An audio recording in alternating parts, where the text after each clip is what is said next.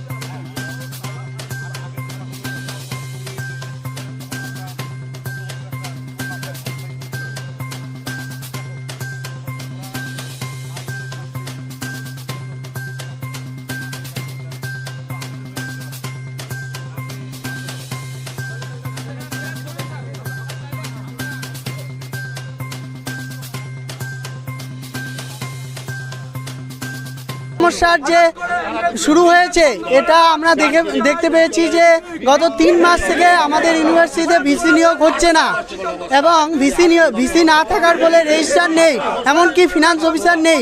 এই যে ফান্ডের বিষয়টা ফিনান্স অফিসারের মধ্য দিয়ে পাস হয়, কিন্তু ফিনান্স অফিসার না থাকার ফলে হোস্টেলে কোনো রকম ফান্ড যাচ্ছে না, বাস বন্ধ হয়ে যাচ্ছে, এবং আমরা দেখেছি বিভিন্ন কর্মচারীরা বেতন পাচ্ছে না।